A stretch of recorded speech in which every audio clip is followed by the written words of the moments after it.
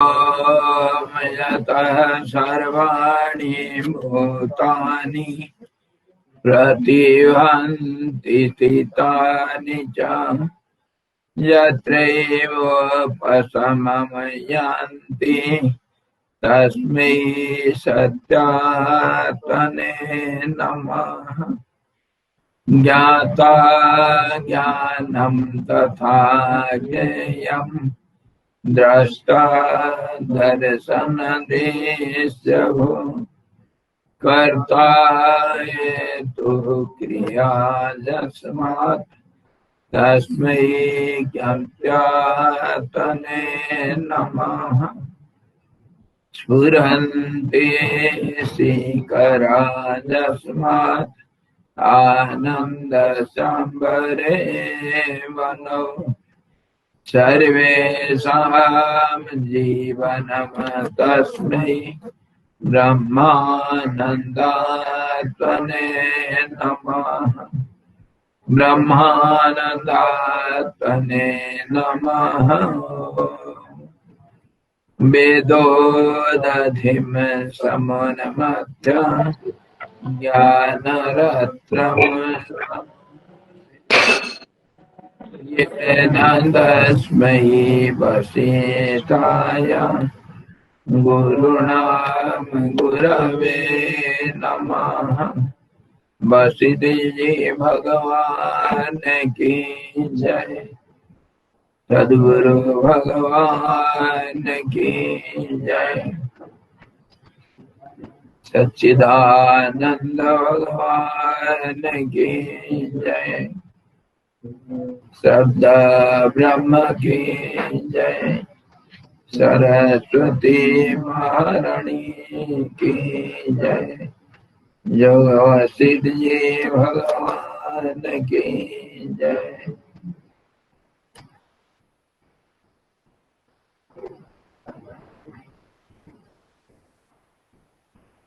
हरि ओम।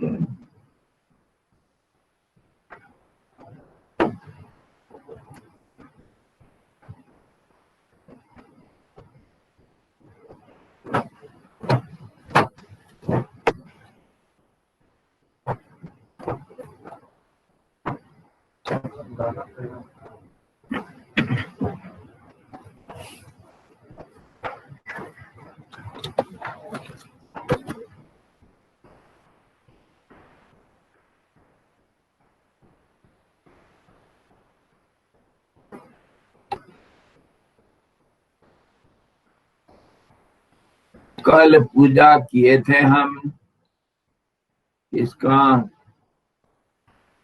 जो अकृत्रिम है, जो कृत्रिम नहीं है, उसका पूजा किए थे। कौन सा सामग्री लेकर के? 3 चीज का जरूरत पड़ा। एक फूल का 3 पखुड़िया, बेलपत्ता मान लो। तो उसका पूजा कैसे किए थे? एक तो विवेक ज्ञान से, ध्यान से, और सारे प्राणियों में आत्म भावना से, और क्या कहते हैं, समता रूपी फूल से। ये तीनों परमात्मा का पूजा का सामग्री है।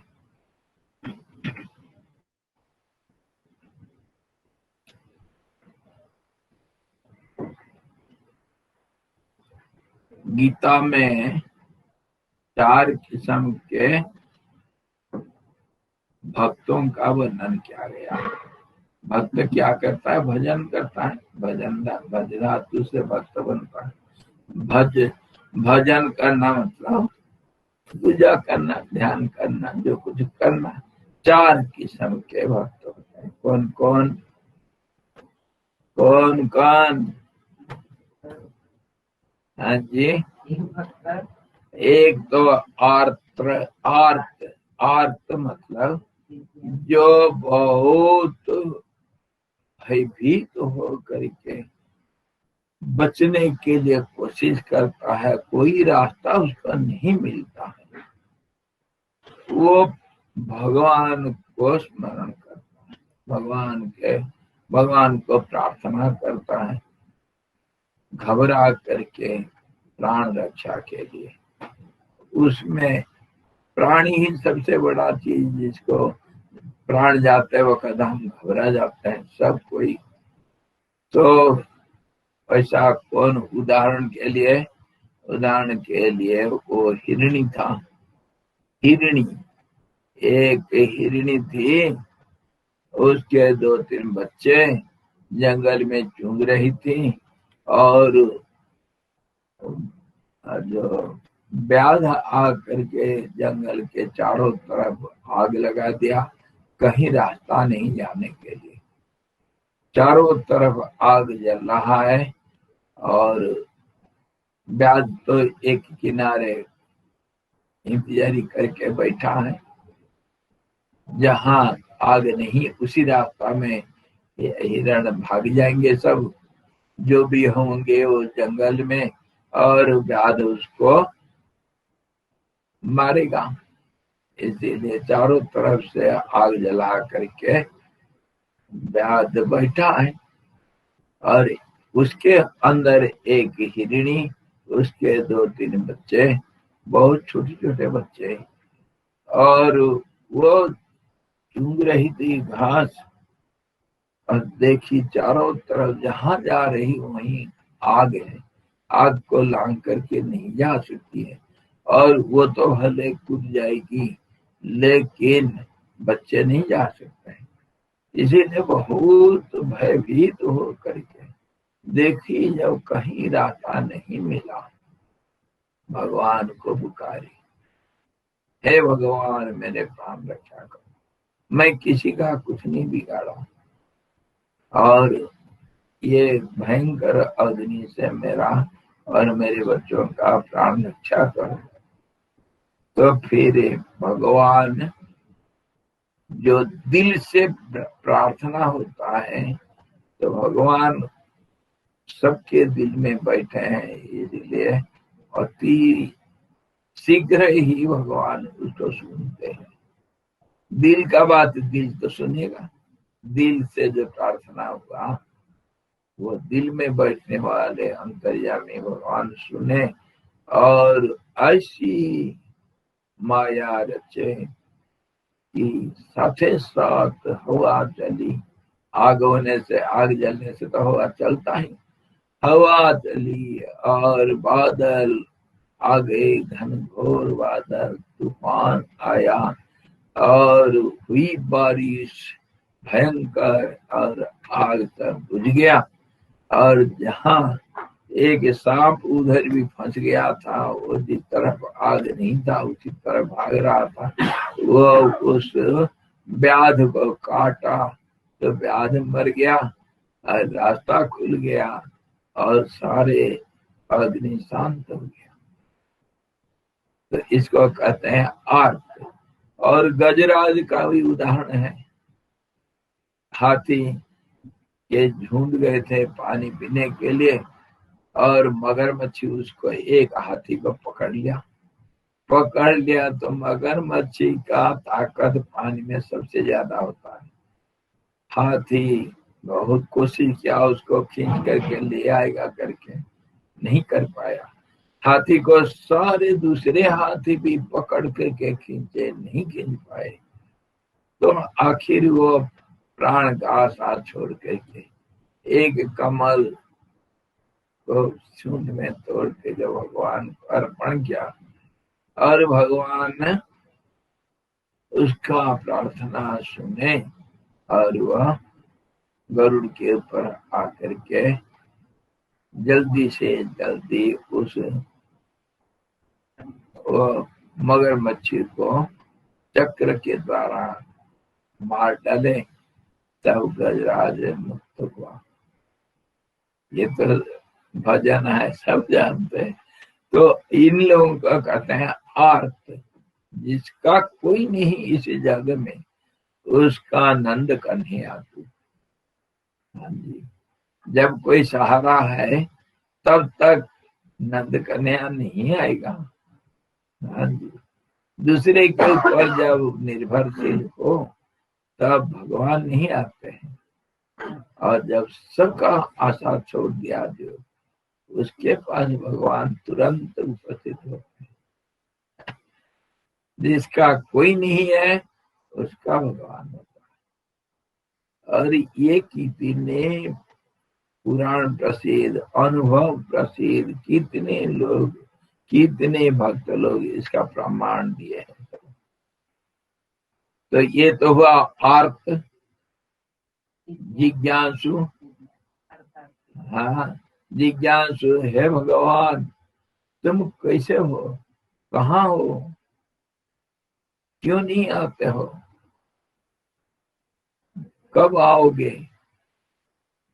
बोलो प्यारे आओगे तुम कब।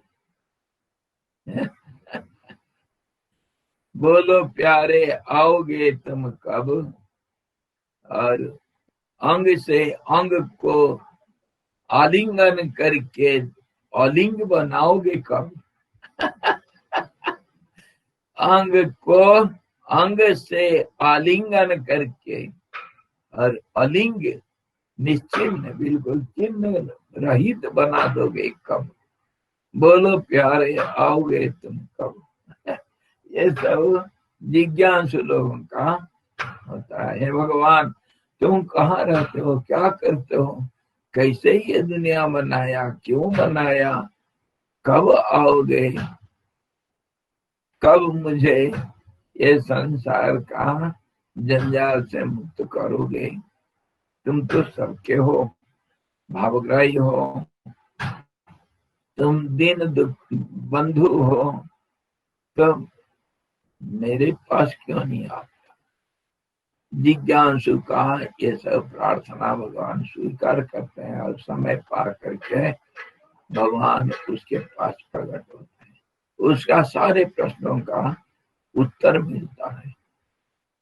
और अर्थार्थी मार्कंडेय ऋषि, मृकंड ऋषि, मृकंड का लड़का नहीं था, और संतानहीन को नरक जाना पड़ता है करके हमारे पुराण प्रसिद्ध बातें हैं।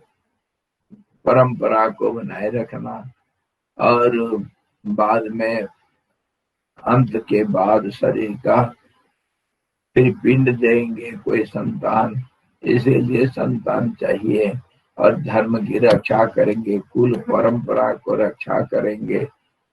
बहुत सारे कारण से संसार जीव को बिल्कुल संतान चाहिए, संतान के बिना संसार नहीं रह सकता है।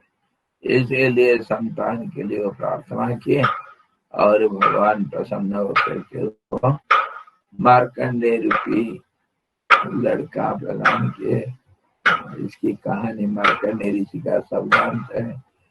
ये अर्थार्थी जो कुछ चीज जरूरत करता है, संसारी कोई वस्तु, कोई साम्राज्य चाहता है मैं राजा बन जाऊं, सम्राट बन जाऊं, कोई सोचता है मुझे धन चाहिए, मैं गरीब हूँ, मेरे को धन चाहिए, कोई चाहता है मेरे को संतान चाहिए। कोई वो तुलसीदास जी की कहानी है, पकड़ बोल दिया 3 लड़के हो गए, और तुलसीदास जी नहीं बोले तो वो ब्राह्मण का लड़का नहीं हुआ, नहीं था।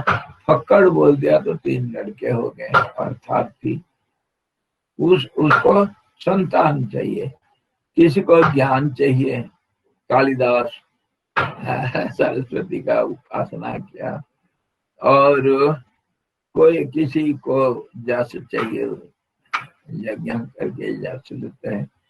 अर्थार्थी उनको कुछ चाहिए, वो भी मिल जाता है। भगवान सुनते हैं, प्रार्थना सुनते हैं और मिलता है।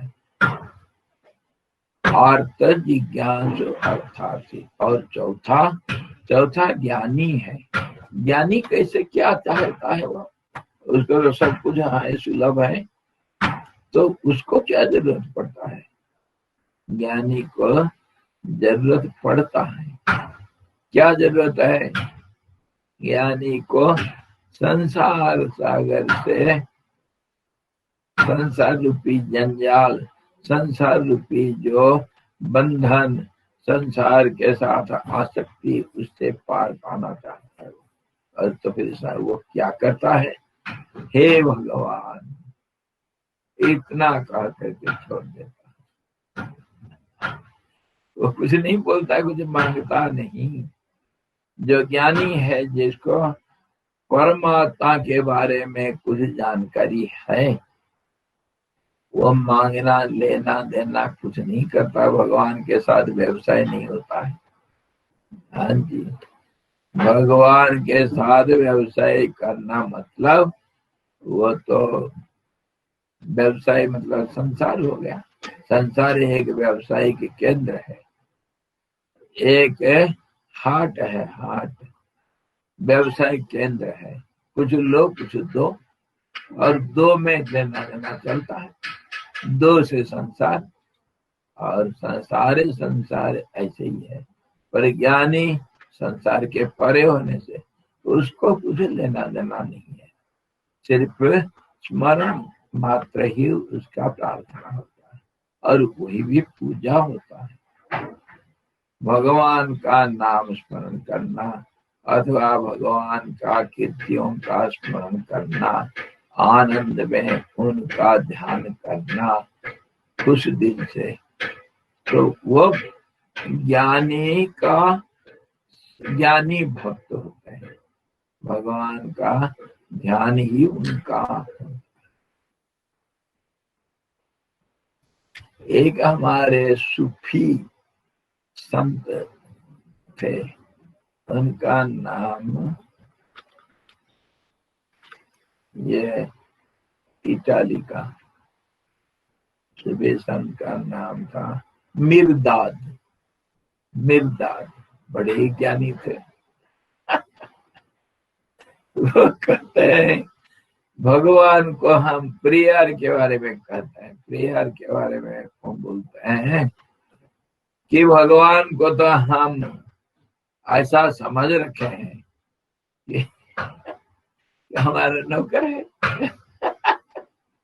भगवान हमारे नौकर है। हम क्या क्या बोलते हैं भगवान के पास, क्या बोलते हैं? हे भगवान, तुम क्या देखते नहीं? अंधे हो गए, देखो तो हम कितने परेशानी में पड़े हैं, तुम्हारे तो बच्चे हैं। ये सब बोलते हैं ना भक्त। भगवान को गाली देते हैं, अरे भगवान के नाम पर कंप्लेन करते हैं, भगवान के नाम पर केस ठोकते हैं। और भगवान को अपना रिकॉर्ड मेंटेनर बनाते हैं। भगवान, मैं ऐसा ऐसा पुण्य कर्म किया हूं ना, सब इतना पुण्य किया हूं, सब रखना। रिकॉर्ड, ये क्या उसको क्या कहते हैं, जहां सब रिकॉर्ड रहता है, कलेक्ट्रेट में होता है ना, ये जहाँ सारे रिकॉर्ड रहता है, सबका रिकॉर्ड रहेगा, रिकॉर्ड रूम। तो रिकॉर्ड रूम का इंचार्ज है हमारे भगवान। कोई तो हमारे सप्लायर बना रखता है,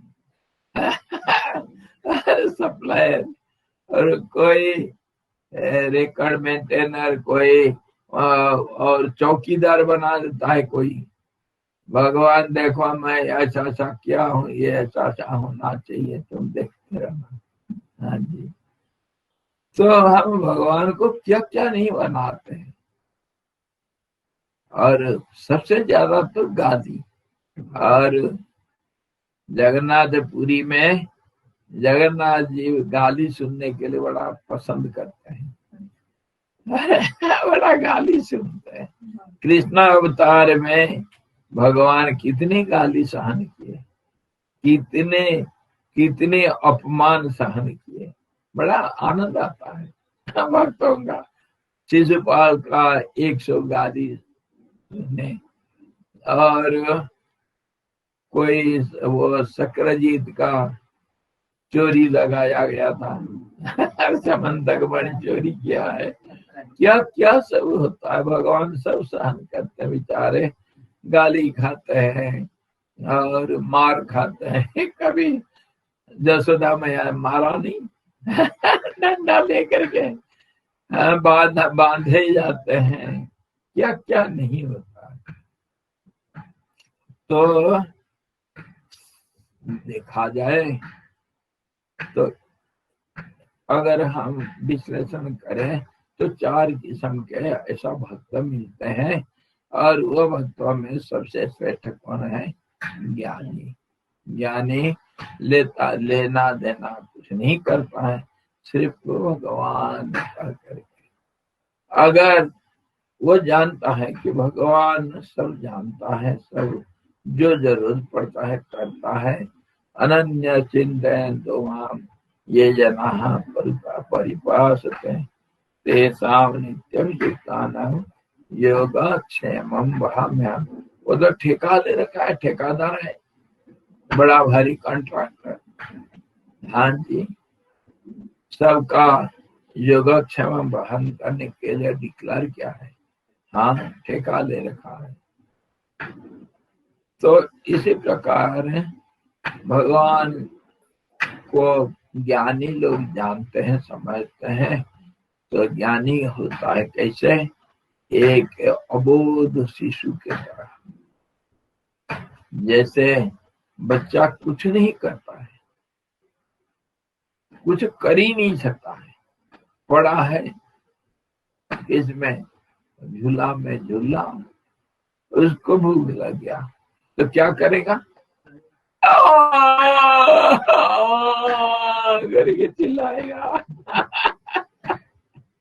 माँ दौड़ दौड़ करके आएगी, और नहीं आया था तो कृष्ण भगवान ने एक बार ठीक ठिकाना लगा दिया था, वो दूध उबल जाएगा करके यशोदा मैया नहीं आई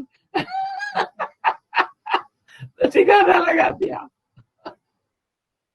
दूध को गिरा दिया। तेरा दूध बड़ा प्यारा हो गया, मैं प्यारा नहीं। तो ये सब ज्ञानी समझता है। बच्चे के भाभी सिर्फ एक बार भगवान बोल दिया तो भगवान को सब कुछ मालूम है, तुम्हें चाहिए क्या, क्या चाहते हो, और वह साथ ही साथ भगवान का जरा होता है। तो क्या ये सच्ची बात है? गीता में भगवान बोले हैं, भगवान तो झूठ नहीं बोल सकता। भगवान के बारे में कैसे झूठ बोलेंगे? लेकिन मैं एक फुलपट्टी बताऊं, फुलपट्टी बता तो दूंगा, लेकिन इसको गुपचुप रह कर रखना, सबको बोलना नहीं। अरे बोलना नहीं कहा करके मैं सबको बोल रहा हूँ, बताओ। अरे ये घर की बात भाई, यार इंटरनेट पे नहीं देना। पता है क्या, भगवान बहुत चालू है। भगवान चालू कैसे है? वो कभी कहाँ नादत्ते कस्यचित् पापम न चैव सुकृतम विभु। किसी को मैं न पाप देता हूँ न पुण्य देता हूँ, दुनिया जाए खड्डे में मैं पल्ला झाड़ देता हूँ, मेरा लेना देना कुछ नहीं, मैं कुछ नहीं करता हूँ। ऐसा बोलकर कि क्या बोल दिया वो। इसके साथ साथ कभी वो भगवान ऐसे भी बोले, प्रकृति है क्रियमाणानि गुणे ही कर्माणि सर्वसा। तो लेना देना, ये जो दुनियादारी होता है, वो तो प्रकृति की काम है। मूल प्रकृति त्रिगुणात्मिका प्रकृति की काम है। मैं कुछ नहीं करता, तो कुछ नहीं करता तो ठेका कैसे लिया? योगक्षेम वहाम्यहम्, कैसे ठेका लिया है? घाटा पड़ जाएगा जब जेल जाओगे ना, जेल में तो पैदा हुआ था, फिर जेल याद आ रहा है क्या? फिर थोड़ा दर्शन करने के लिए जाओगे? वो कहता नहीं नहीं अभी नहीं जाऊंगा। कैसे नहीं जाओगे? तो कहता है अरे मैं ऐसे भी तुमको सतर्क कर रखा हूँ, मय्याध्यक्षेण प्रकृति ही श्रूयते सचराचरम। मेरे कहने से प्रकृति नाचती है, मैं आंख मारूंगा ना तब फिर तुम्हारे सब काम बच जाएगा। एक आंख मारू तो छोरा पट जाए, दो दूजा आंख मारू तो जग पलट जाए। कालू बड़ा आंख मारता है, आंख मार करके वो क्या करता है, प्रकृति को जगा देता है। प्रकृति सब कुछ उनके इशारा से करती है, इसीलिए भगवान नहीं करता हुआ भी सब कुछ करता है। और वो बताया ना, कर्मणि कर्मणि अकर्मजः पश्येत् अकर्मणि च कर्मजः स बुद्धिमान मनुष्येषु। ज्ञानी लोग कर्म के अंदर अकर्म को देखते हैं, अकर्म के अंदर कर्म को देखते हैं, और इसी प्रकार भगवान से लेना देना नहीं करता हुआ सब कुछ करते हैं। कुछ नहीं करते हुए सब कुछ करते हैं। भगवान भी ऐसे ही बड़े चालू, कालू बड़े चालू हैं। तो वो करते हैं क्या, भगवान एक बार आंख मारे तो जगत पलट जाता है। तो उसके इशारा से प्रकृति सब कुछ करती है। इसीलिए प्रकृति करना मतलब भगवान करते हैं करके मान लेना पड़ता है। पर सचमुच उस यही है कि भगवान ना किसी को कुछ देता है ना कुछ देता है, कुछ नहीं करता भगवान। तो उनका पूजा हमको करना है या नहीं करना, कोई जरूरत नहीं। और जरूरत नहीं मतलब सदा करना, हमेशा करना। हमेशा क्या करना? अरे यार क्या करना? पानी में प्यासा नहीं रहना, यही करना। और ये तो कल कबीरदास जी गा रहे थे ना। अरे यार गोरखनाथ गाते हैं, कबीरदास गाते हैं, क्या सुंदर उनका अनुभव के बताते हैं। भगवान के लिए हमको प्रार्थना करना नहीं, पूजा करना नहीं, मतलब 24 घंटा हर हालत में उनकी पूजा ही हो रही। सोहम सोहम सोहम सोहम जो दिल से जपता है, सांस सांस से जो जपता है सोहम, अजपा जप बोलते हैं इसको। जप किए बिना ही जप हो जाता है। सांस सांस में हम भगवान को स्मरण कर सकते हैं, करते हैं ज्ञानी लोग। तो वो उनका पूजा अपने आप हो जाता है। क्यों, कैसे? तुम ही तो भगवान हो। तुम ही तो भगवान हो, भगवान को ढूंढते कहाँ? जब भगवान सर्वव्यापक है करके ज्ञानी समझ लेता है तो वो सर्वव्यापकत्व का अनुभव करना ही पूजा है उसका। और वह खंडित नहीं होता है, अखंड आनंद रूप पूजा होता है। कबीरदास कहे राम निरंजन न्यारा रे, राम निरंजन न्यारा रे, अंजन सकल पसारा रे। ये सकल मतलब सारे दुनिया सब अंजन है, काला काला अंधकार अज्ञान। भाई राम निरंजन न्यारा रे, अंजन उत्पत्ति ओंकार। अंजन कहाँ से उत्पत्ति हुआ? महास्वना, सबसे पहला जो शब्द का उच्चारण हुआ वो ओंकार है। और वही काला अंजन बन गया और उसी से सब कुछ बन गया। अंजन मागे सब विस्तार, आवरण विक्षेप और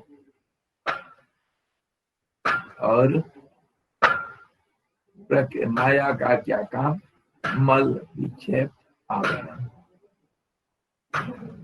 रात की अंधेरा कुछ नहीं दिखेगा, सारा संसार अंधकार में कुछ नहीं दिखता है हमसे, हम अंधे हैं।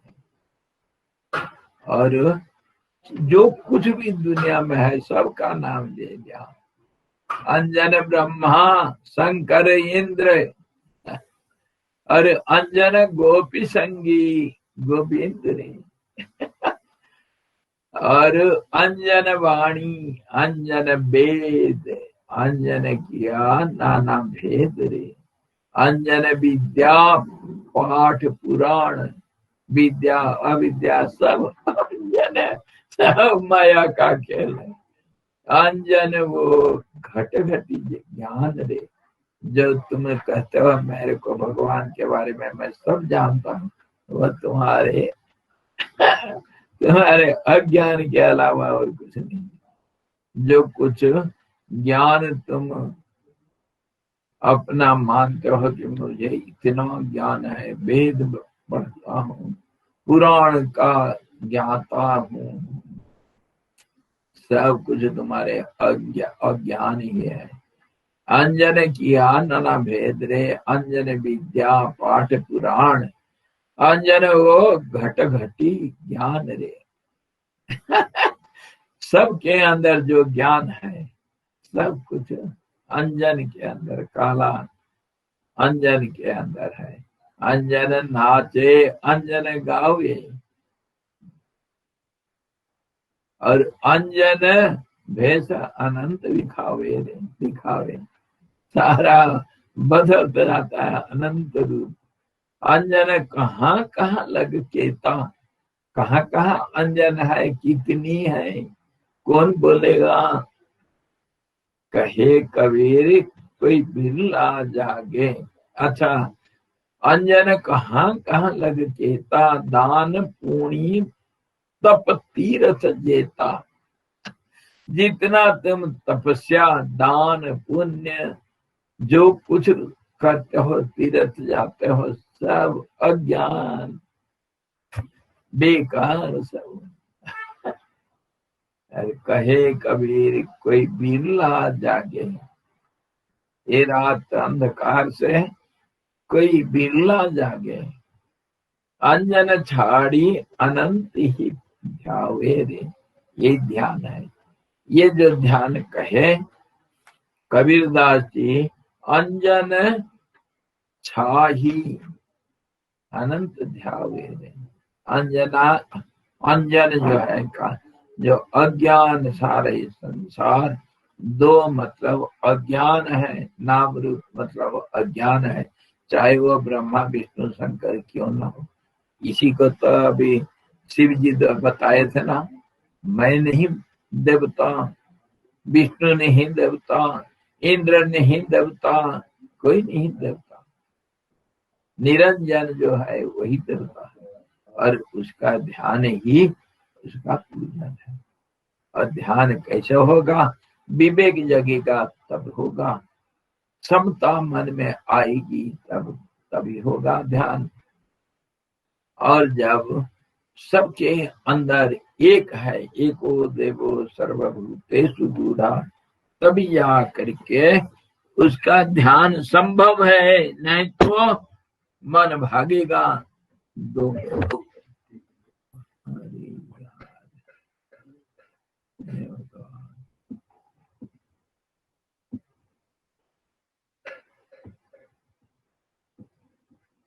ऐसा ज्ञानी लोग भगवान का पूजन करते हैं, परमात्मा का पूजन ऐसा होता है। सिर्फ भगवान का चिंतन करते ही जब मन स्थिर हो जाता है, कोई चित्त का कोई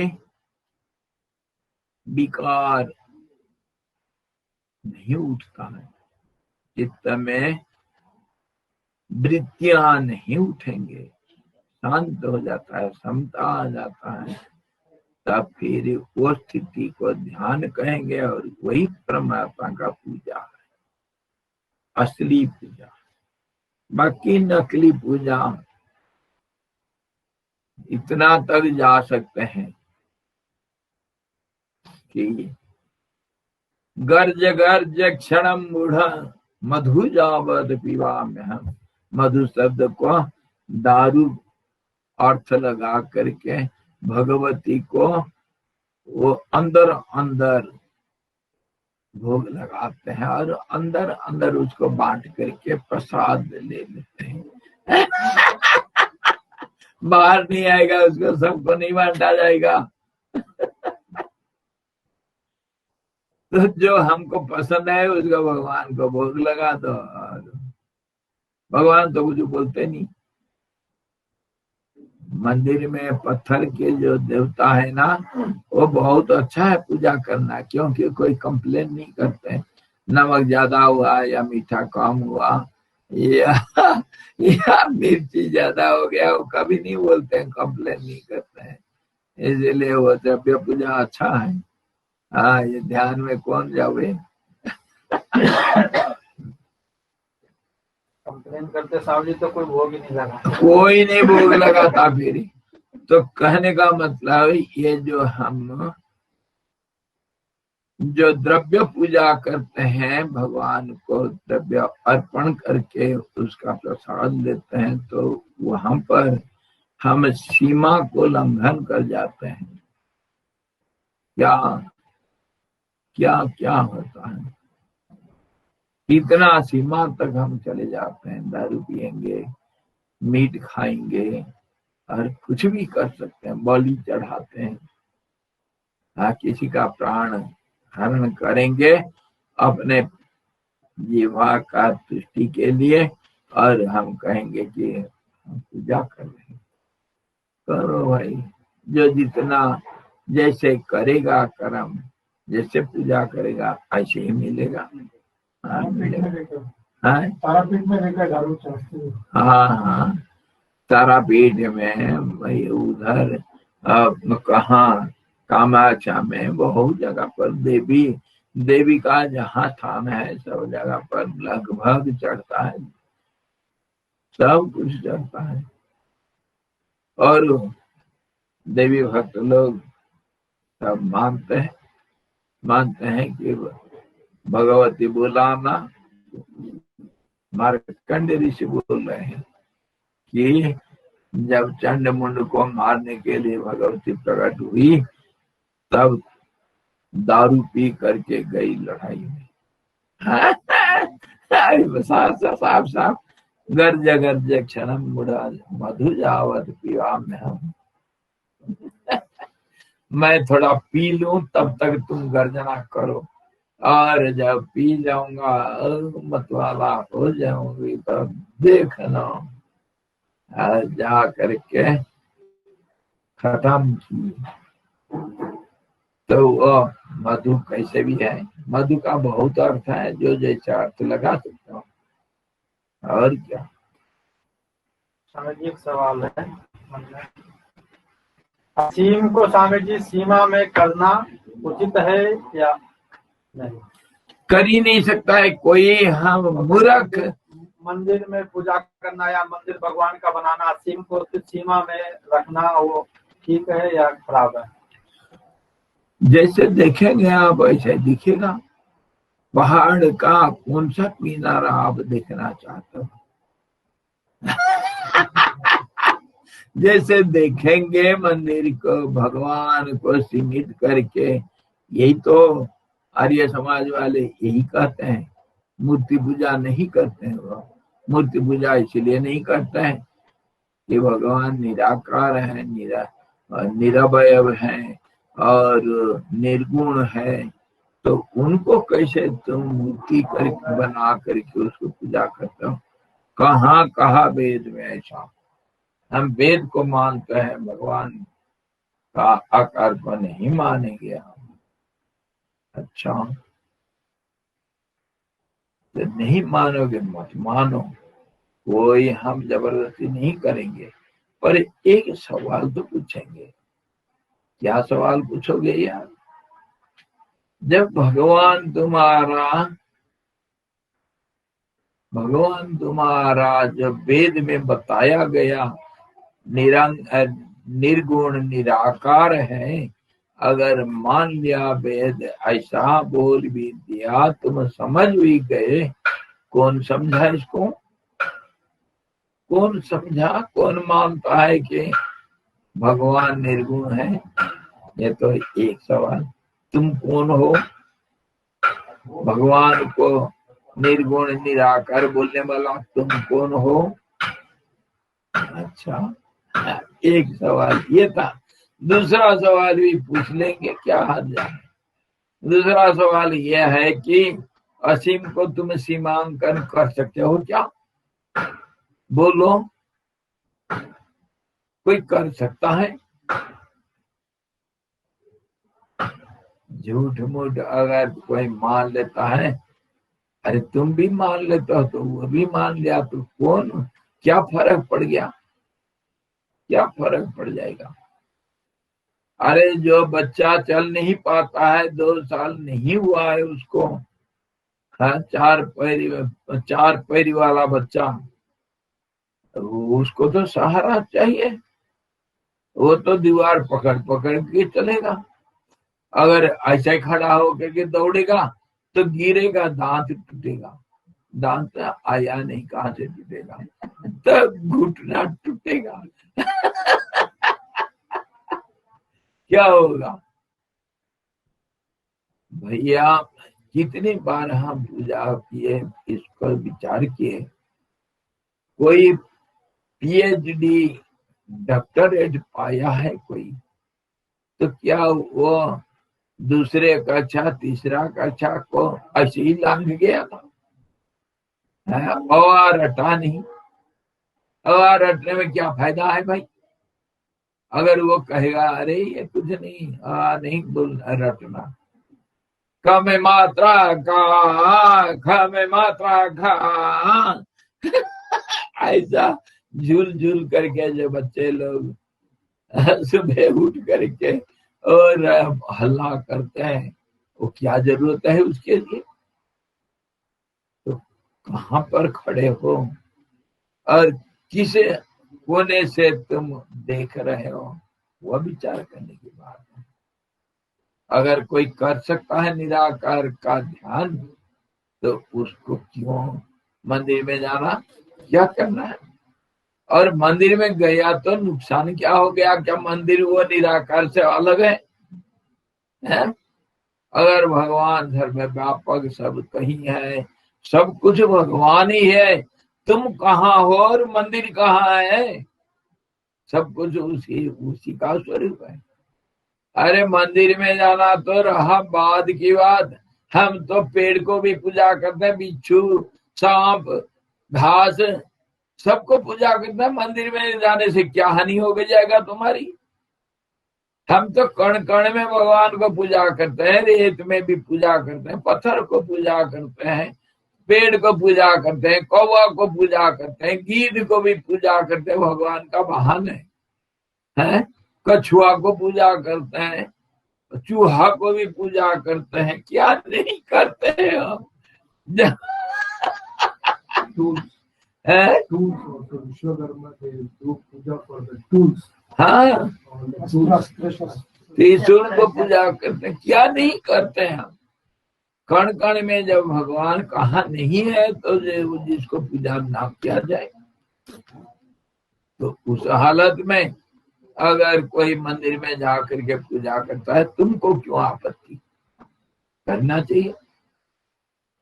जिसको जैसे आया रे बाबा, हाथ उठा करे नाचो रे बाबा, नाचना है। दुनिया में आए हैं, हम कुछ करना है। इसके ऊपर एक कहानी सुनो। एक महात्मा थे, नदी के किनारे वैष्णव महात्मा थे। और वो कौन सा नदी के किनारे? वो महानदी के किनारे उड़ीसा के। और उड़ीसा और बंगाल के लोग जितने जो कोई भी हैं, वो साधु माता कोई भी कुछ भी हो, वो मछली नहीं छोड़ सकता है। ये तो बंगालियों का तो मछली तो वो तो साग है, पानी का साग है। मछली को आमिष नहीं मानते हैं और उसको खाते हैं। जल तोरी बोलते हैं। हाँ, ये घर की बात है, अंदर की बात किसी को बोलना नहीं। सुन करके नहीं, अनसुना कर देना। रामकृष्ण परमहंस का जो मिशन है, उधर कलकत्ता में 2 किस्म का भोजन बनता है, एक अंदर वालों का और एक बाहर वालों का। तो कोई बात नहीं, उसमें हम क्रिटिसाइज नहीं करते हैं। रुचि नाम वैचित्र्य, किसी का कैसे रुचि, किसी का कैसे रुचि। अरे भाई, जब विश्वामित्र जी कुत्ता का मांस खा सकते हैं, फिर उस समय की बात विचारणीय बात है कि किस समय में किसके लिए कब कौन क्या किया था। वो प्राण रक्षा के लिए कुछ भी कर सकता है, जैसे भी हो। चलो छोड़ो। अब देखो, हमारा बात यह है कि मछली को तो हम पूजा भी करते हैं, मछली को पूजा नहीं करते। मीन अवतार किसका नहीं पूजा करते हैं। तो कहने का मतलब, तुम कुछ भी करो, जिसके मन में राम है वो फिर वो कछु कर्म करे न करे, कुछ भी कर सकता है वो। और वो जो महात्मा था नदी के किनारे, उसका एक सुंदर झोपड़ी, वहां रह करके जब तब करता है, वैष्णव महात्मा है। तो उनका आश्रम और नदी के बीच में गांव है, गांव से उस तरफ को उनका आश्रम था। बीच में गांव आएगा, उसके बाद नदी। तो वो रोजाना जाते हैं, गांव के किनारे से हो करके जाते हैं नदी के किनारे, स्नान करते हैं और फिर संध्या वंदन करते हैं, आते हैं। उस दिन क्या हुआ, उस दिन वो जा करके नदी में स्नान कर रहे थे और एक बड़ी मछली वो किनारे आ गया था कुछ खाने के लिए। उनका नजर पड़ गया। महात्मा जी स्नान करके डुबकी लगा करके उठे और नजर पड़ी इसके ऊपर, मछली के ऊपर। तो वो साथे साथ अपना जो गमछा था ना, उसको मछली के ऊपर डाल दिए। मछली फंस गया, पकड़ करके उसको जमीन में फेंक दी। और जब स्नान करके अपना संध्या वंदन पूरा करके फिर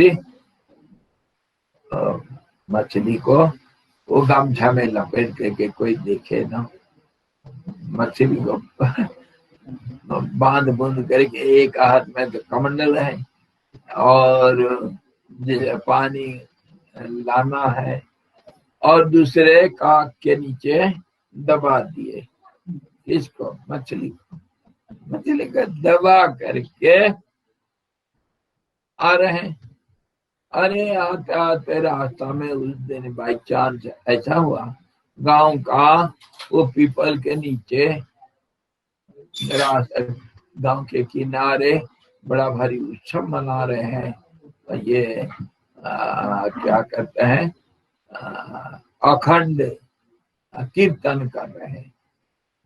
अष्टप्रहरी दिन रात का 8 प्रहर का अखंड कीर्तन होगा। ओम मृदंग और करताल और ढोल ले करके सब बीच में रहता है मूर्ति, जैसे इष्ट देवता रहेगा उसको सजाते हैं, बीच में मंडप बनाते हैं और मंडप के चारों तरफ घूम घूम करके जोर जोर से कीर्तन भजन सब करते रहते हैं, अखंड कीर्तन।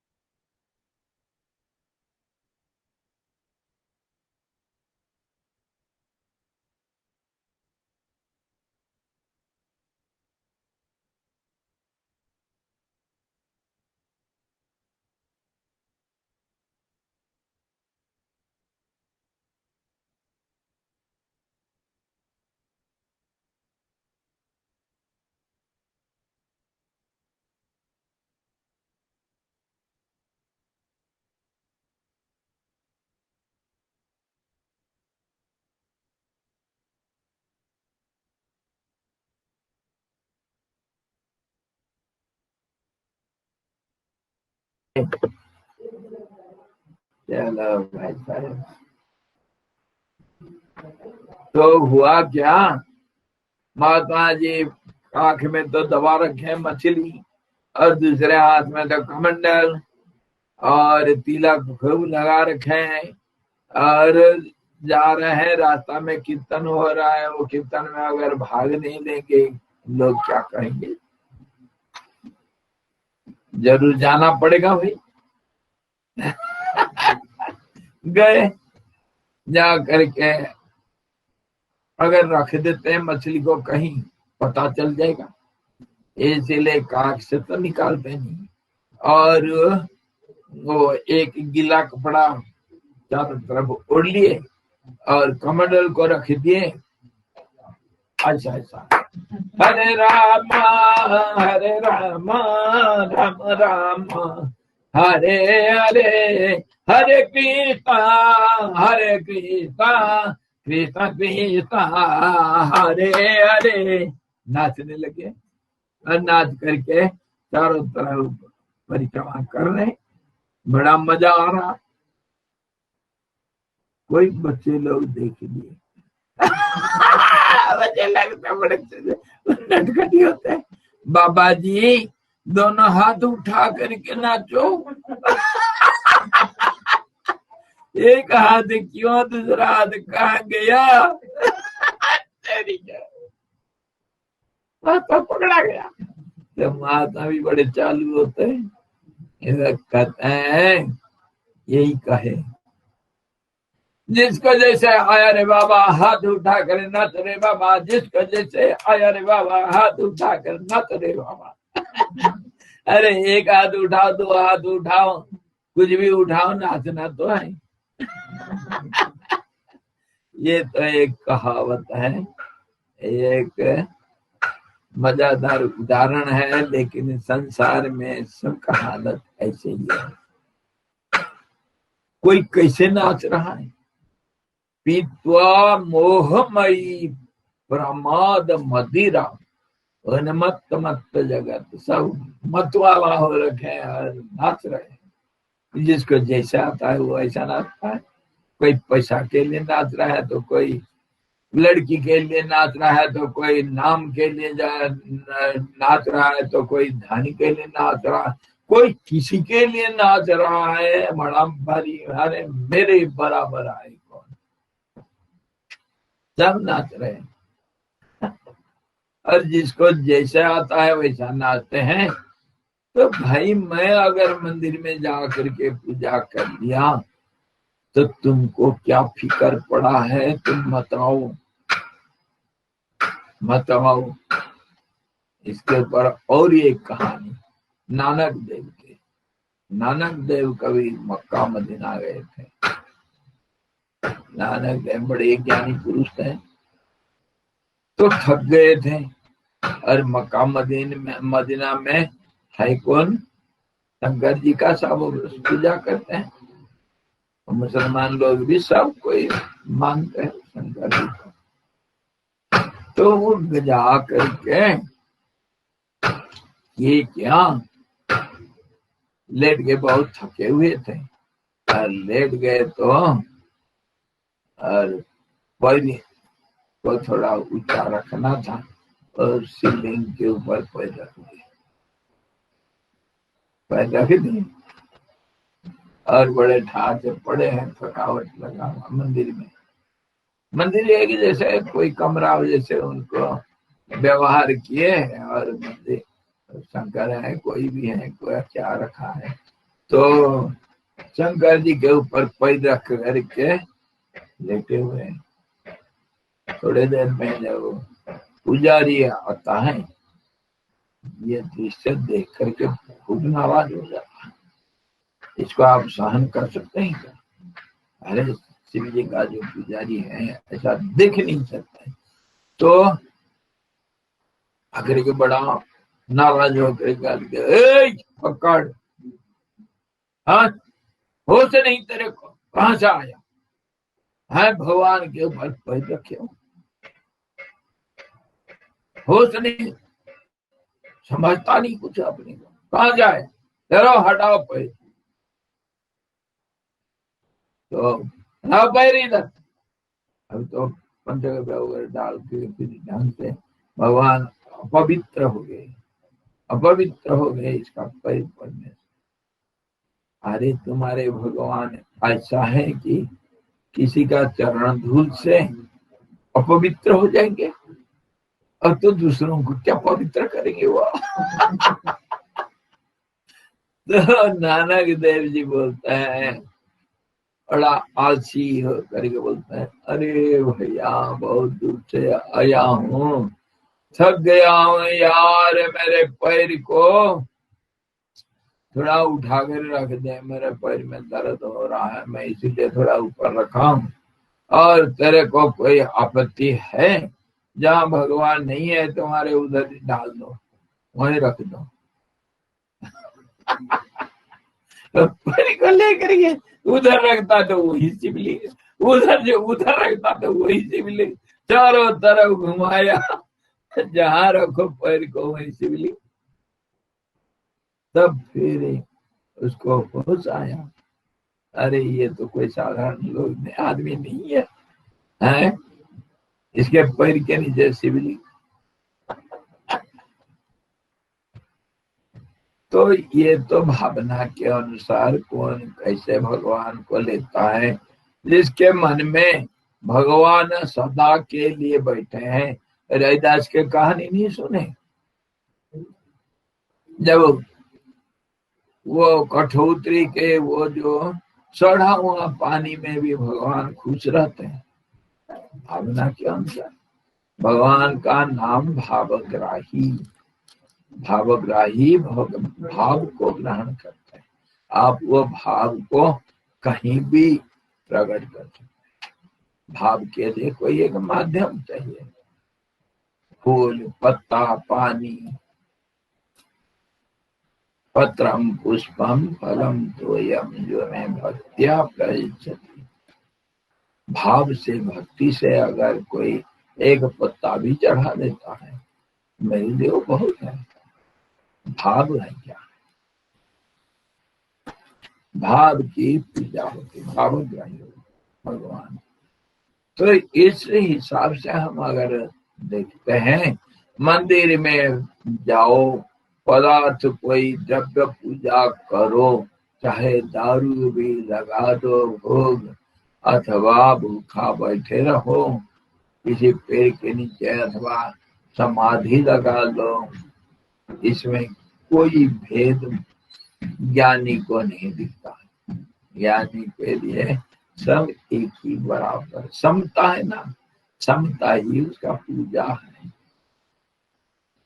तो समता जब मन में आ गया तो फिर मंदिर क्या, श्मशान क्या, महाकालेश्वर का कैसे पूजा होता है? सब कुछ होता है, अपने भाव को देखना चाहिए।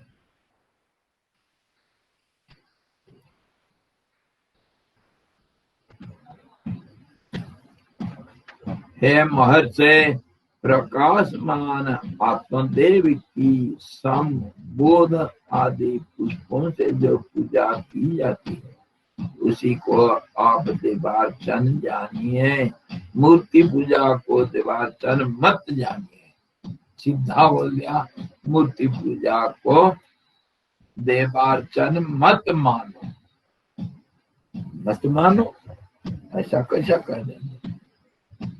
इसके अंदर रहस्य को समझना चाहिए। मूर्ति को देवता मत मानो, पर मूर्ति के अंदर जो सत्य है उसको देवता मान के। आदित्य हृदय में क्या लिखा गया, क्या कैसे स्तुति करते हैं भगवान सूर्य को? आदित्य मंडल मध्यवर्ती, आदित्य का जो मंडल है उसके जो केंद्रीभूत सत्य प्रकाश रूप है, उसी का पूजा हम सूर्य के रूप में करते हैं, हिरण्यगर्भ के रूप में करते हैं। उसका प्रकाश को नहीं, वो प्रकाश तो उधार लाया हुआ प्रकाश, पर उसका जो स्वरूप है, एक बाहर नाम रूप आत्मा स्वरूप है और एक केंद्रीभूत जो सत्य है, सत्य स्वरूप, उसको हम पूजा करते हैं। पत्थर को कौन पूजा करता है? अगर तुम मंदिर में जा करके पत्थर को पूजा करते हो तो पत्थर नहीं है। और इसके ऊपर उदाहरण हम लोगों को मैं बार दिया हूँ। वो पत्थर कभी देखो अंधकार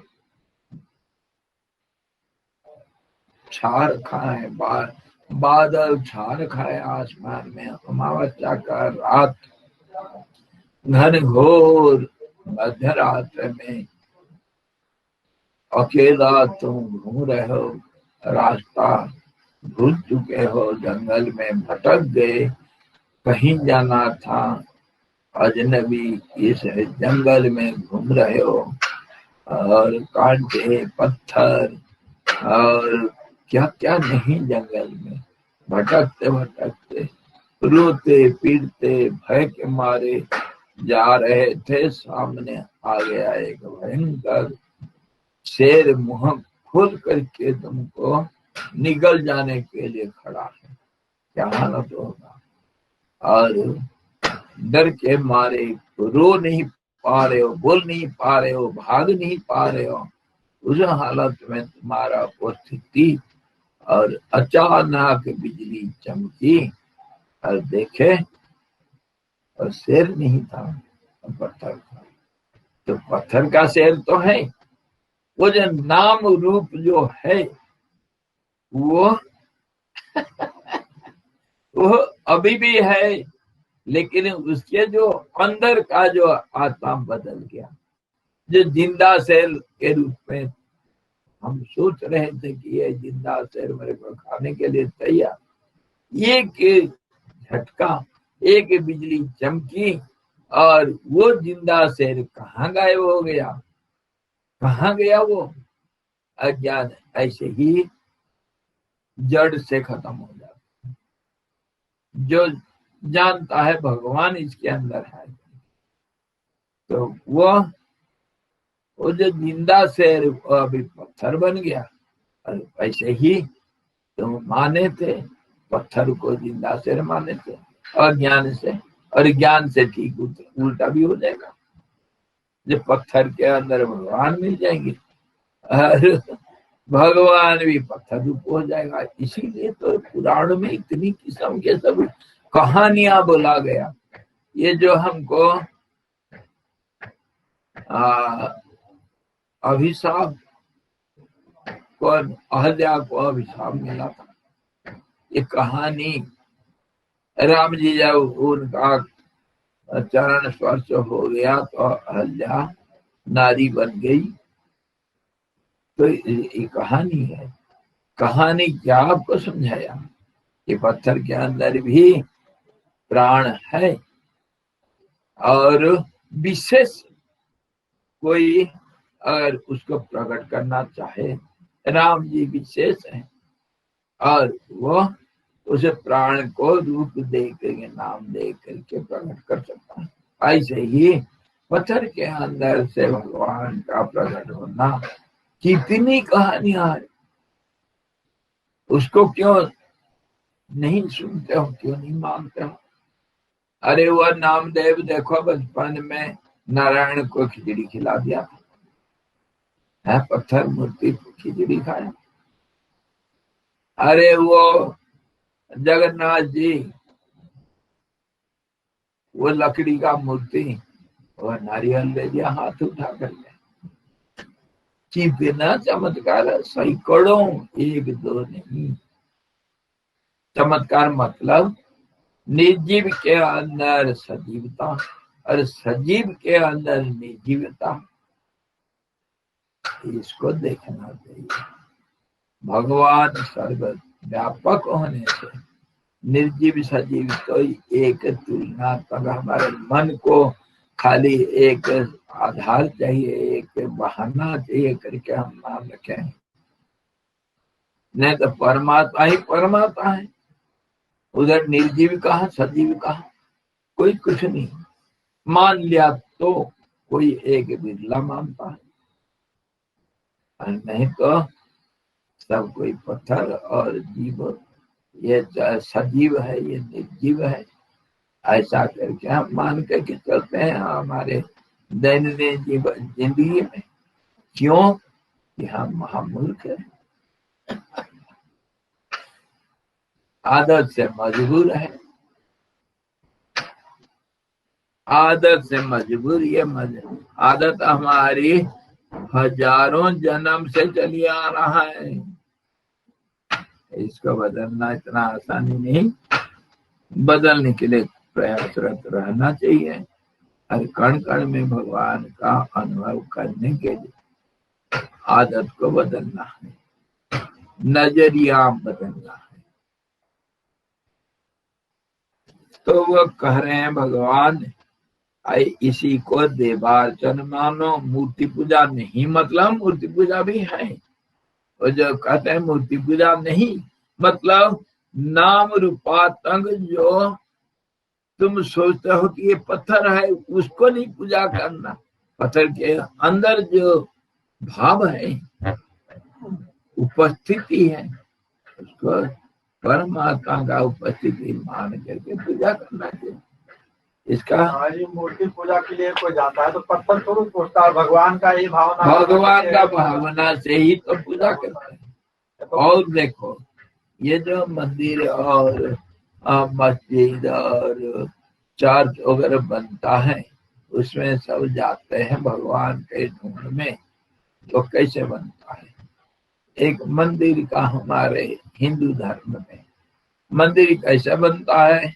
बड़े बड़े धनी राजा महाराजा लोग, ये लोग बनाते थे मंदिर पहले।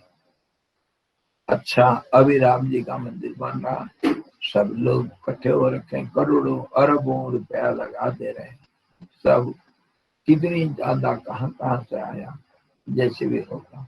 मंदिर का वास्तु शास्त्र को सुनो।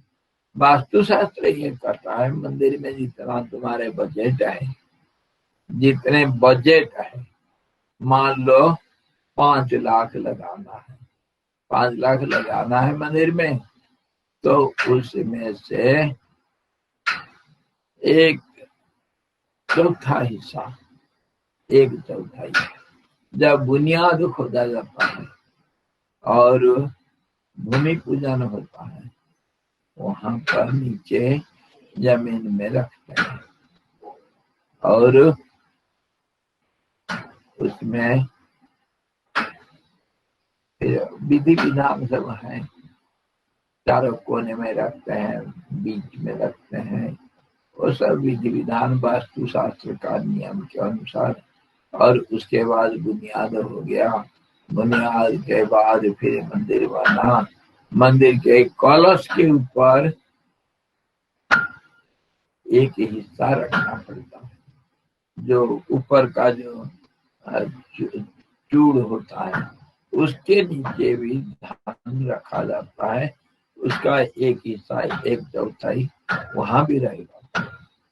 और फिर मूर्ति स्थापना करते वक्त मंदिर का प्रतिष्ठा, जब प्राण प्रतिष्ठा करते हैं तो उसके मूर्ति के नीचे और रखना पड़ता है धन। तो बजट से एक हिस्सा वहां भी रहेगा। ऐसा लगभग 2.5 या 2.5 मतलब कितना परसेंट हुआ, 16 से 2.5 है, 10 से 2.5 हुआ, 16 से 100 से 25 में ज्यादा, 2.5 कितना हुआ,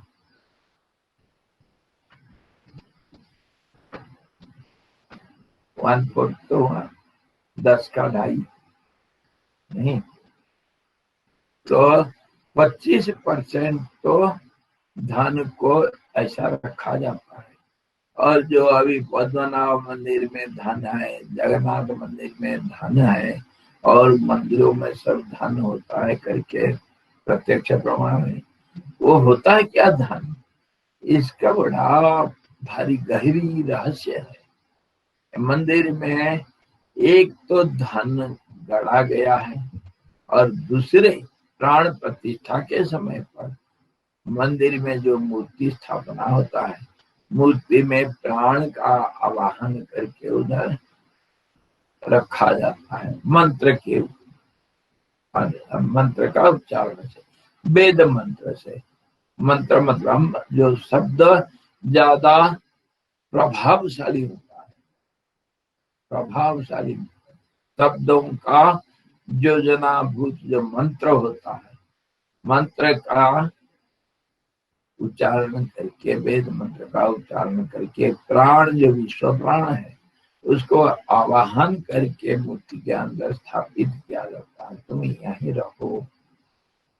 और इसीलिए पूजा पाठ करते वक्त मंदिर बना दिया तो पूजा पाठ बिल्कुल होना चाहिए। वहां प्राण का स्थापना किया गया, प्राण का जब स्थापना किया गया तो फिर उसको निर्जीव कैसा पत्थर मान लोगे?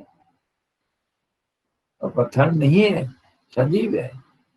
और उसके बाद फिर क्या होता है, एक तो प्राण प्रतिष्ठा किया गया, भावना को बड़े दृढ़ रूप से पत्थर में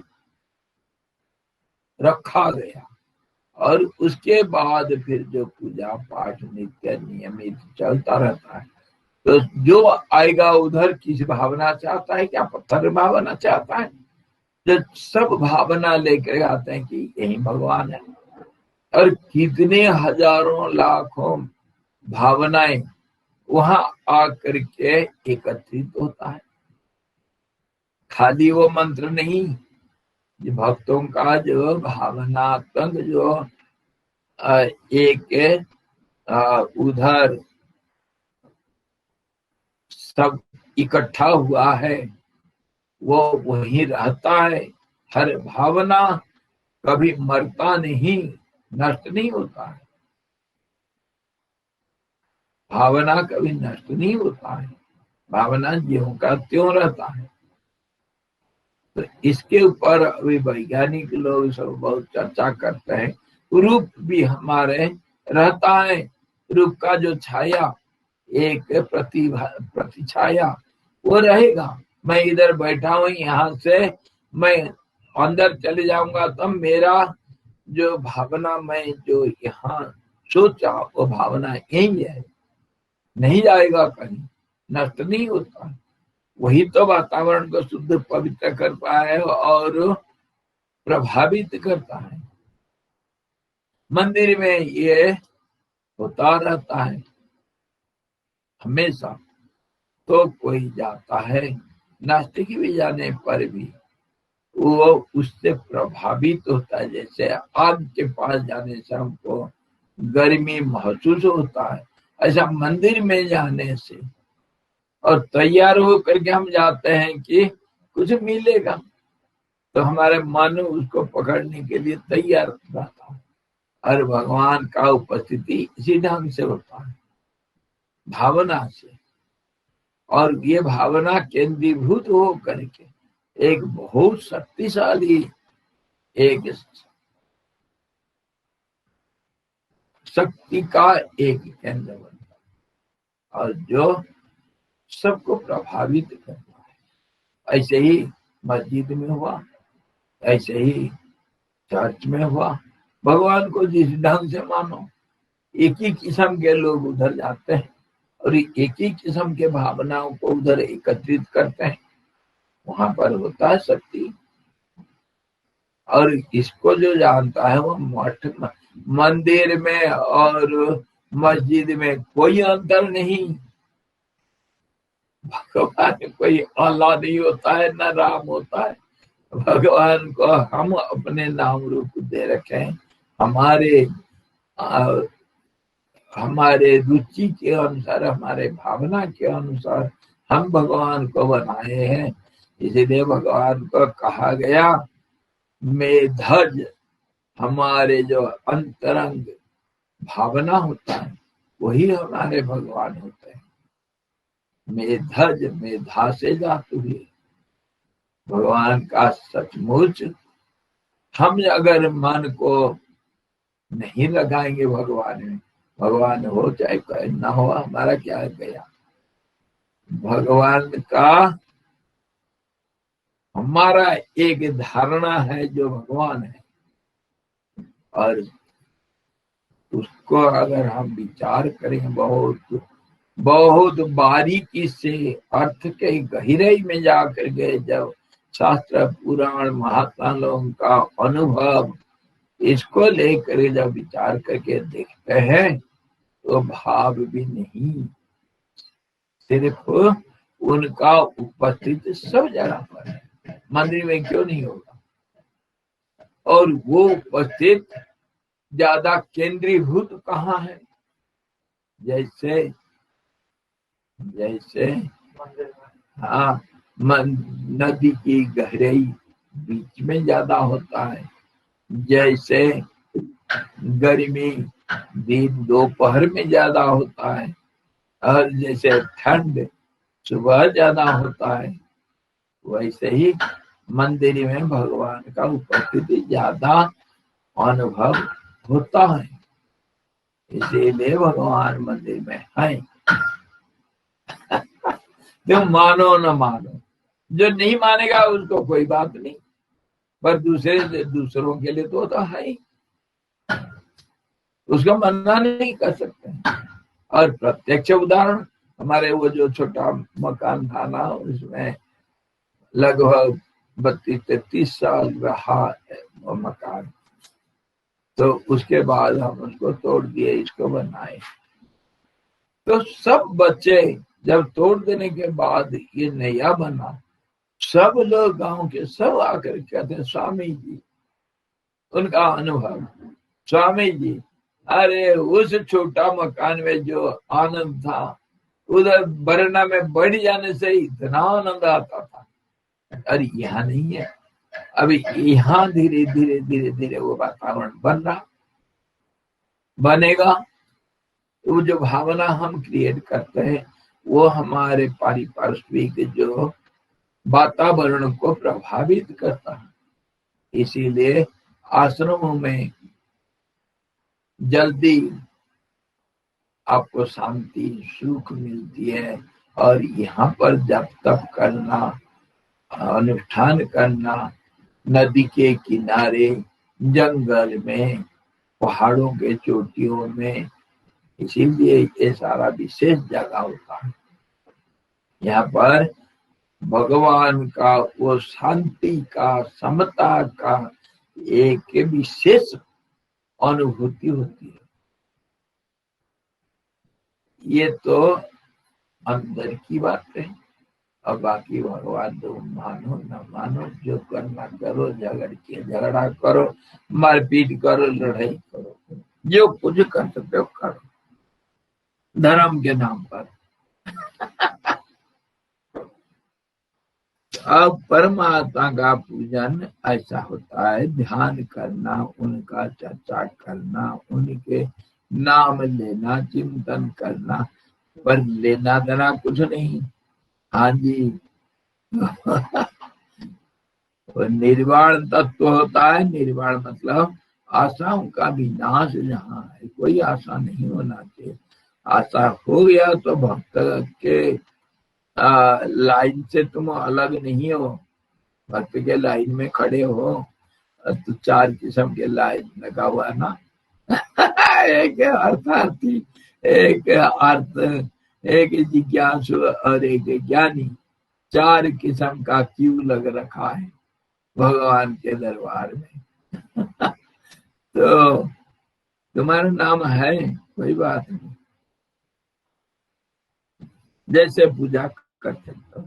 तो शिव जी, अब वशिष्ठ जी को, वशिष्ठ तो बिल्कुल फल पक चुका है। ऐसा फल है कि पक चुका है, बस कब पेड़ से गिरेगा पता नहीं। तो ऐसा जो अति योग्य जो प्रश्न करता है, तो उनको शिव जी क्या बोलेंगे? द्रव्य पूजा नहीं और मूर्ति पूजा नहीं। ये पीएचडी का एक ट्यूशन क्लास चल रहा है, पीएचडी स्टूडेंट का, समझे? वहां पर कहा गया ये कि मूर्ति पूजा नहीं। और अगर लोअर प्राइमरी का कोई टीचर अगर कहेगा बच्चों को, तो कहेगा माला बनाओ रे। हाँ, माला बनाओ, पेड़ टूट जाएगा तो कोई बात नहीं, जाओ जंगल से बेल पता लाओ, कांटे चुभ जाएंगे तो कोई बात नहीं, भगवान के लिए चुभ गया। सब कुछ चलेगा। जो मनुष्य आत्मज्ञान रूप देवाचरण छोड़कर कृत्रिम पूजनों में ही आसक्त रहते हैं, वे चिरकाल तक क्लेश ही पाते हैं। क्लेश मतलब मन को शांति नहीं मिलेगी, क्योंकि अनादुरा है और नाम रूप में फंसे हुए हैं। नाम रूप के अंदर परमात्मा है करके वो भावना साधारण नहीं बनता है। हम तो मान तो लेते हैं भगवान है, अनुभव तो होता है कुछ ना कुछ, पर वो अनुभव पर्याप्त नहीं होता है। हाँ जी, मन को स्थिर करने के लिए मन नाम रूप में घूमता रहता है। भगवान को मानते हैं, कोई बात नहीं, तो वो कहते हैं ये चिरकाल तक क्लेश ही पाते हैं, मतलब आशाओं के अंदर। और कुछ व्यवसाय लेना देना, भगवान के साथ व्यवसाय चलता है। लाभ हानि में चलते रहते हैं। ये जो देवार्चन करते हैं, कृत्रिम देवार्चन करते हैं। अकृत्रिम और कृत्रिम। कृत्रिम क्यों कहा गया? कृत्रिम इसीलिए कहा गया कि हम बनाए हैं, भगवान को हम ही बनाए हैं, इसके अंदर गूढ़ रहस्य इसीलिए है। कृत्रिम मतलब मैन मेड, मनुष्य द्वारा बनाया गया। ये देवताओं को कौन बनाया? हम ही तो भाव से बनाए, भावग्राही नाम दिए भी। भगवान सब कहीं है करके हम ही बोल रहे हैं। भगवान है या नहीं है वो अलग बात, पर मेरे लिए मैं भगवान को सर्वत्र मानूंगा। मेरा भावना ऐसा है। अरे मंदिर में भी मान लूंगा और फूल भी तोड़ लूंगा, माला बनाऊं करके चढ़ाऊंगा, तो मेरे लिए यही पूजा है। और मेरे लिए यही भावना है, तो भगवान को मैं बनाया ना। इसलिए कहा गया कृत्रिम। और अकृत्रिम कौन है? अकृत्रिम जो स्वतः स्वयंभू अपने आप में है। तो अपने आप जो भगवान सर्वत्र विराजते हैं, उनका कोई नाम रूप होगा क्या? और खंडन उनका हो सकता है क्या? कैसे होगा? अनादि अनंत असीम अखंड सर्वव्यापक सर्वज्ञ सर्वशक्तिमान, सारे गुणों से परे और सारे गुणों का स्थान। तब ऐसा भगवान के लिए हम नहीं कह सकते कि हमारा बनावटी है।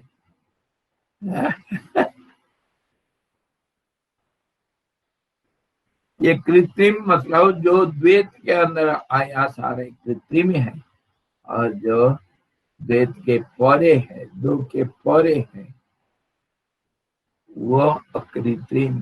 अकृत्रिम का पूजन ध्यान से होता है, और कृत्रिम भगवान का पूजा द्रव्य से होता है। हे ब्राह्मण,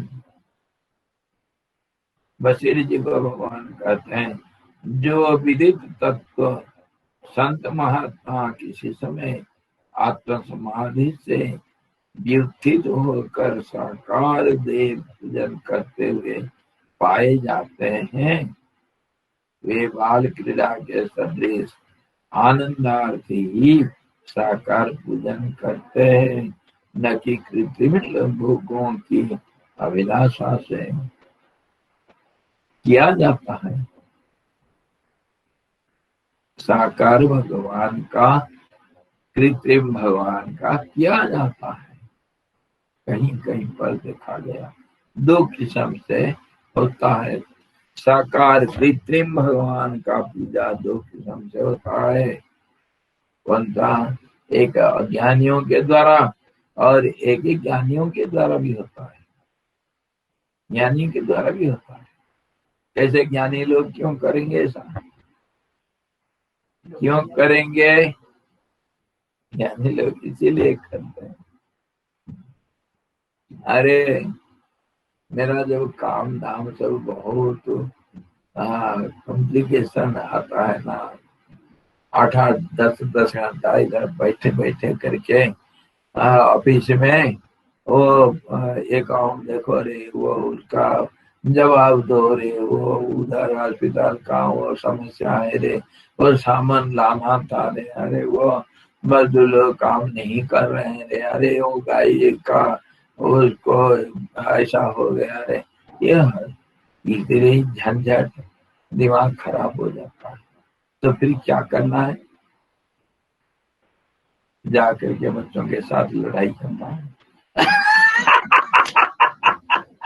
गाली गुलज आता पाई, और बच्चों के साथ थोड़ा खेल लेने से सारे सब कुछ गया। वो टेंशन कहा जाता पता नहीं।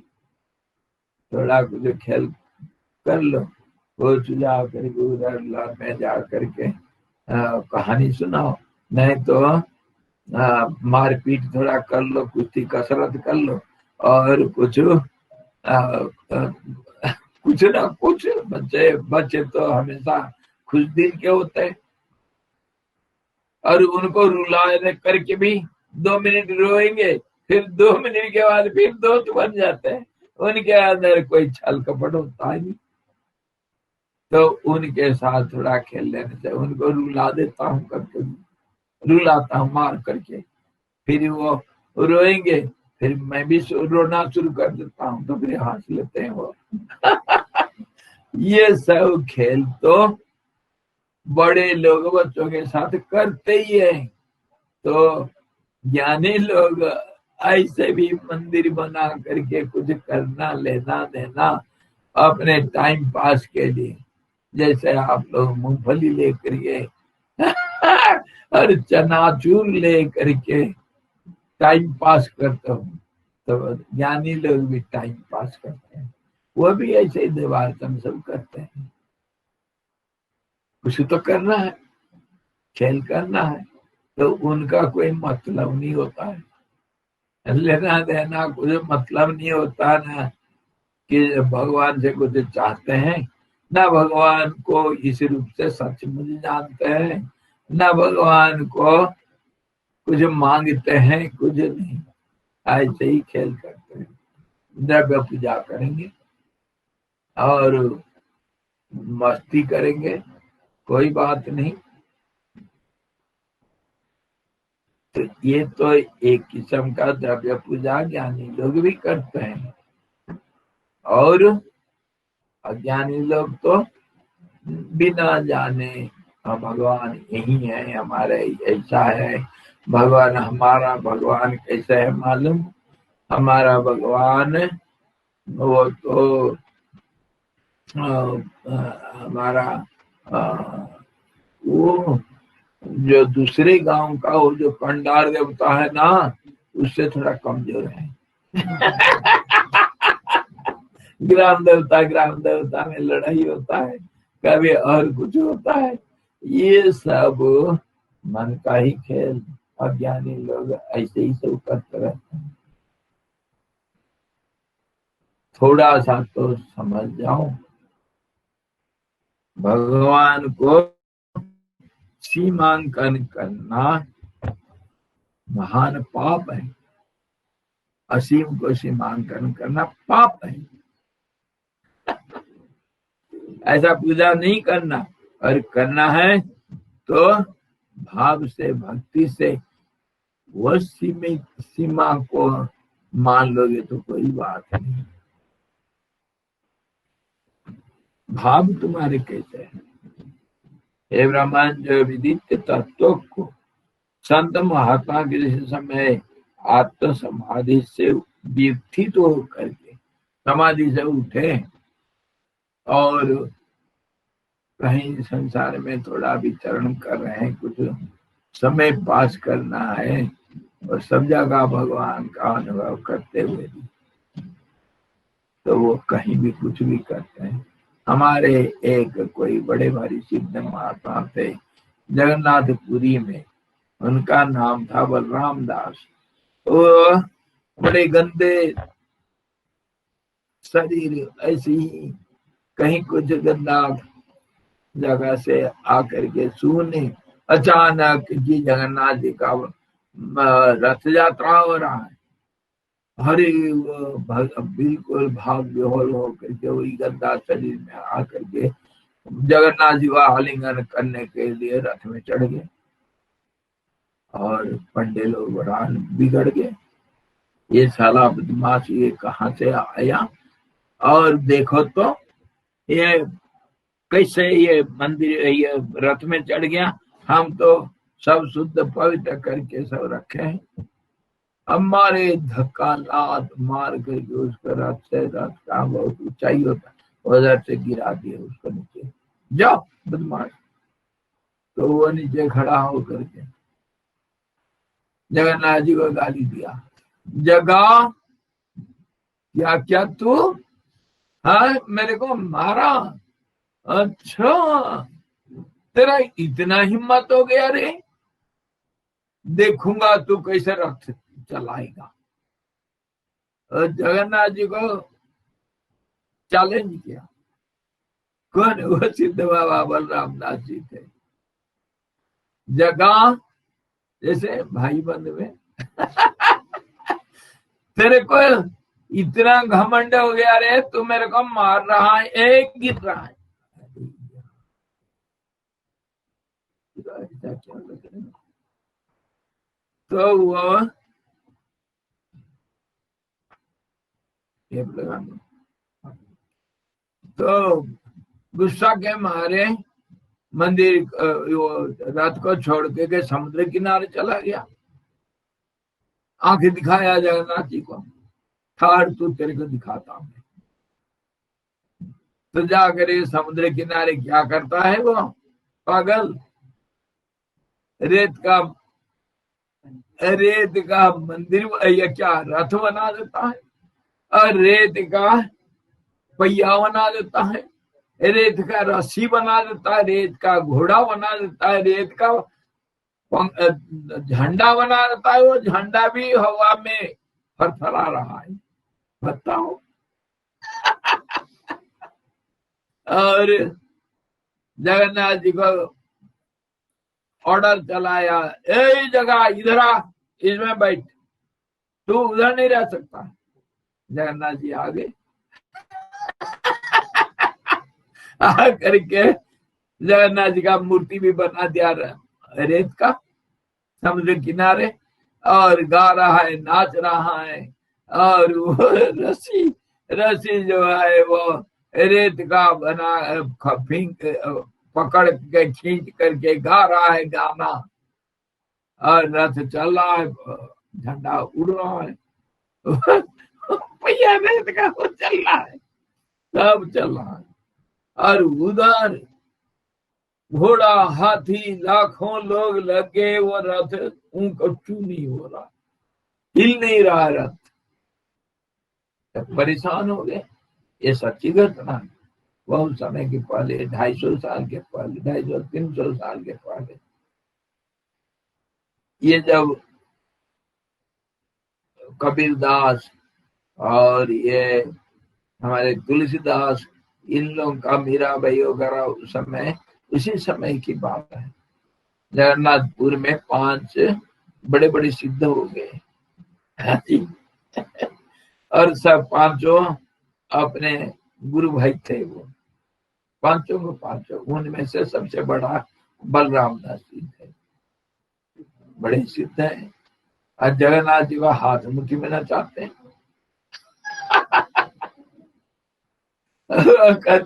वो जाकर के जब इधर जगन्नाथ ये रथ नहीं चल रहा है, तो सब आश्चर्य हो गए और बड़े चकित हो गए, क्या हो गया, हमको कुछ गलती हो गई। तो राजा जाकर के जगन्नाथ जी के पैर में लंब लेट, तिनका मुंह में ले करके माफी मांग करके जब लेटा, भगवान बताओ हमारा क्या गलती हुई। तो भगवान ध्यान मन में जैसे स्वप्न में जैसे ऐसा आकर बताए, तुम मेरे को मारे हो, देखो तो मेरा शरीर को, तुम मुझे लात मार करके गिरा दिए। भक्त का जो शरीर वो भगवान का है। मैं इधर नहीं हूं, रथ कैसे चलेगा, मैं तो समुद्र किनारे अपना रथ यात्रा कर रहा हूं। भगवान बोल रहे हैं मैं तो समुद्र किनारे अपना रथ यात्रा कर रहा हूं, तुम मुझे मार करके भगाए, मैं इधर हूं नहीं, तुम्हारा रथ कैसे चलेगा। भागी सब हजारों लाखों लोग, पंडित राजा सब जा करके देख रहे हैं विचित्र दृश्य, रथ चल रहा है, वो पागल गा रहा है, नाच रहा है, रथ खींच रहा है, रथ चल रहा है। जा करके सब उनके पैर में पड़े, माफी मांगे, और कंधे में बैठा करके ले आई जबरदस्ती। बोले आप रथ में बैठो तभी रथ चलेगा। कहने का मतलब ये है कि ये ज्ञानी लोगों का लीला बड़ा अपार होता है, और ये खेल खेल में कुछ को कुछ करते हैं। मौज उनकी मौज क्यों कैसे, हम सवाल नहीं पूछ सकते, क्यों कैसे। ऐसा सवाल कभी नहीं पूछना। मर्जी उनकी, कैसे भी खेल सकते हैं।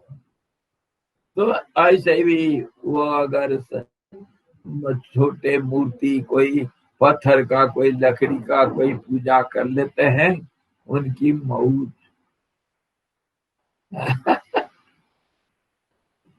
एक पागल था गुजरात में, वो जहां जाएगा एक ही बार कहीं पान की दुकान में बढ़ जाएगा तो ए लाला पान खिलाएगा, हमारा खिलाएंगे, लगाते रहो, पान लगाते जाओ, इतना पान इकट्ठा डाल करके वो हमें चबाते रहेगा, खा लेगा। अरे बीड़ी पिलाएगा, हाँ पिलाओ, कितना ले लो महाराज, 2-3 बंडल बीड़ी इकट्ठा लगा करके पी करके चले। कभी बैठा है तो पेड़ के नीचे बैठा है, एक दिन बीत गया, और कभी चल रहा है तो चल ही रहा। बड़े विचित्र होता है महात्मा लोग। तो कहने का मतलब है वशिष्ठ जी, मूर्ति पूजा मना भी नहीं है, हाँ भी नहीं है। और उत्तम पूजा क्या है? परमात्मा का ध्यान, निराकार परमात्मा का ध्यान से पूजा किया जाता है। आत्मा ही प्रकाशमान देव है, 6 प्रकार के ऐश्वर्य से परिपूर्ण शिव और परम कारण स्वरूप है ईश्वर, परमेश्वर। वह सारे ऐश्वर्य से, समस्त संपत्ति से भरपूर, और वो तो कहते हैं प्रकाशमान देव 6 प्रकार के ऐश्वर्य से परिपूर्ण शिव और परम कारण स्वरूप है, ऐसा उन्होंने कहे। और मैं कहता हूं सुपरमार्केट का डायरेक्टर है, उनके पास सब कुछ सब जगह पर सब समय में मिलेगा। सुपरमार्केट उसका वो डायरेक्टर है।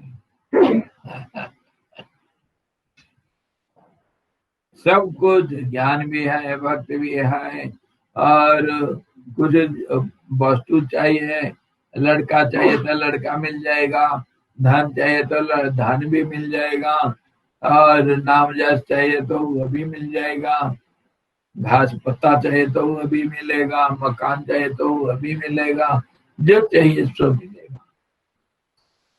सुपरमार्केट का डायरेक्टर था जो, उनको ईश्वर कहते हैं।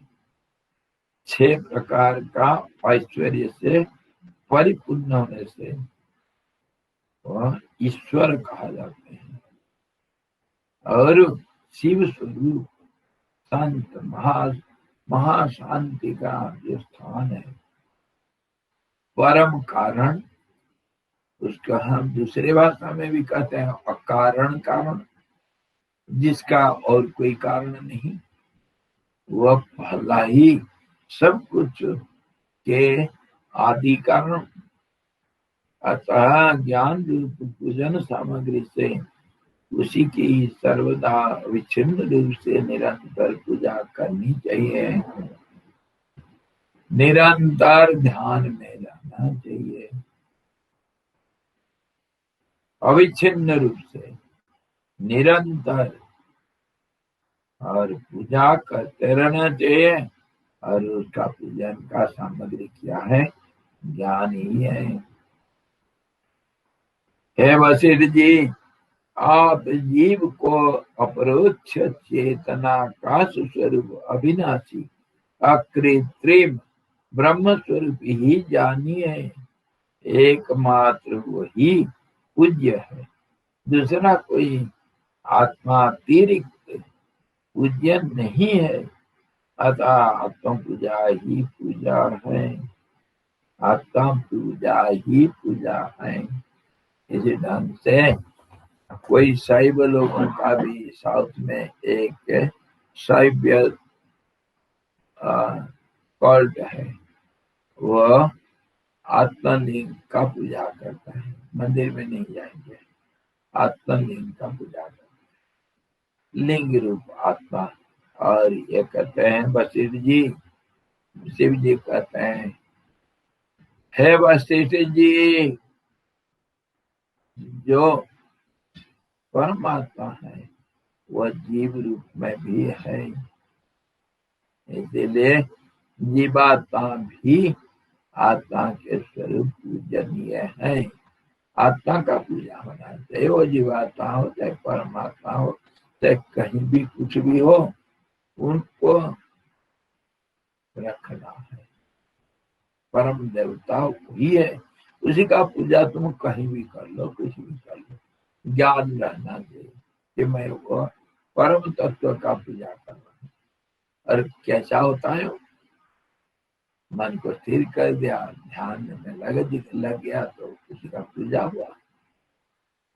कहीं जा करके फूल तोड़ने का जरूरत नहीं, और समय का कोई रोक ठोक नहीं, चाहे आधा रात करो, चाहे दिन दोपहर में करो, चाहे गंगा किनारे जा करके उनका ध्यान करो, चाहे बाथरूम के अंदर लैट्रिन बैठे हो, शौचालय में, वहां भी ध्यान लगा लो, मुर्दा को पूजा कर लो, कोई बात नहीं, और आसमान को भी पूजा कर लो, कोई बात नहीं।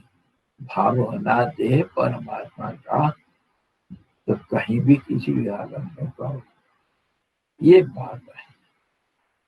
परमात्मा का ध्यान ही ज्ञान ही पूजा की सामग्री, ध्यान ही पूजा, परमात्मा ही देवता, बस। और इसके ऊपर कोई बात ही नहीं। उसको तुम जहां जैसे जब जिस रूप से पूजा करना करो। द्रव्य के अंदर भी वो भी है, वही तो रामकृष्ण परमहंस जी दिखा दिए। जब फूल तोड़ रहे थे काली के लिए, और काली खुद फूल के अंदर दिख गई, तो फिर फूल किसको तोड़ना, कैसे तोड़ना, कौन तोड़ेगा? अपने अंदर भी काली, कभी कभी फूल तोड़ के अपने पूजा कर लेते हैं। अपने अंदर जब भगवती का दर्शन करते हैं तो पूजा मंदिर भी क्या करना है, यही कर लो। तभी तो हम जन्मदिन में सब पूजा करते हैं ना।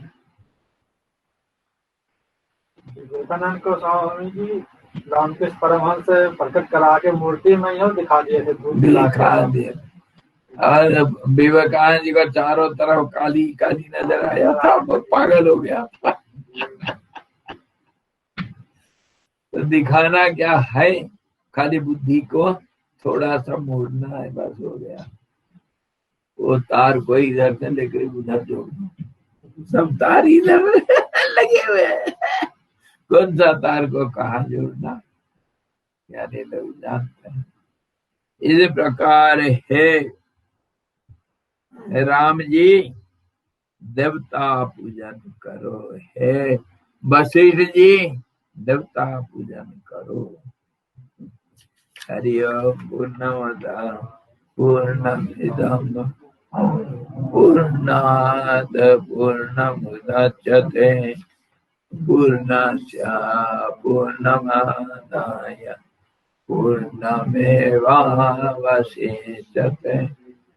ओम शांति शांति शांति। सद्गुरु भगवान की जय, सच्चिदानंद भगवान की जय, शब्द ब्रह्म की जय, सरस्वती महारानी की जय, जोग वशिष्ठ जी भगवान की जय।